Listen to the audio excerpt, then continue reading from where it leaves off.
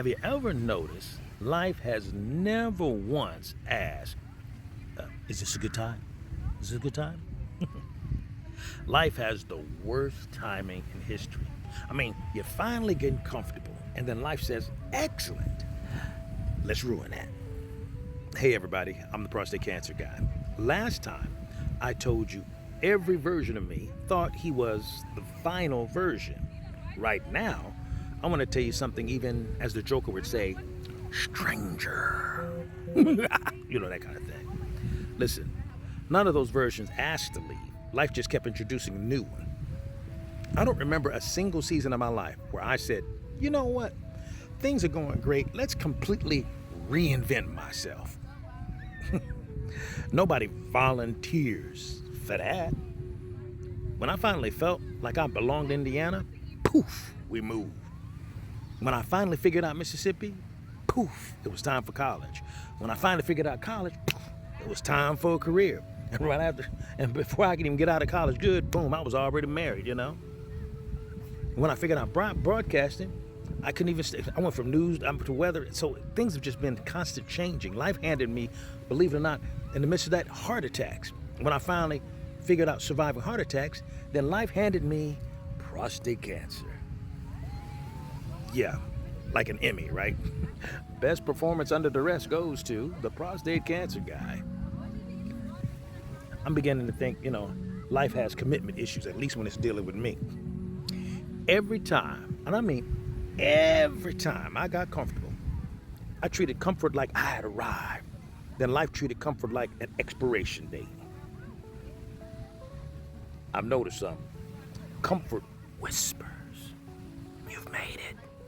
Growth whispers, not yet. You know what we all do? We decorate temporary addresses. We act like this job, or this relationship, or this season, or even this body is permanent. Then life shows up with moving boxes. Where you want this, man? No forwarding address, no warning, just time to go. I used to think those moments were punishment. Now, I'm thinking they're introductions. Because if Indiana hadn't ended, I would have never discovered Mississippi. And if Mississippi hadn't happened, I'd never found Jackson State. And if Jackson State hadn't happened, there'd be no broadcast career. And if broadcast hadn't happened, there'd be no confidence to be in front of a crowd. And if cancer hadn't happened, there'd be no prostate cancer guy. I still hate what cancer did. Don't think me and cancer are cool. We ain't never gonna be cool. We ain't never gonna get along. But I can't ignore what it uncovered. Those are two different truths. Here's what really changed me. I quit asking, why did this happen to me? I started asking, what version of me is this trying to introduce? That question changed everything because suddenly I wasn't just losing something. I might have been meeting someone. Maybe that's why getting older doesn't scare me as much anymore.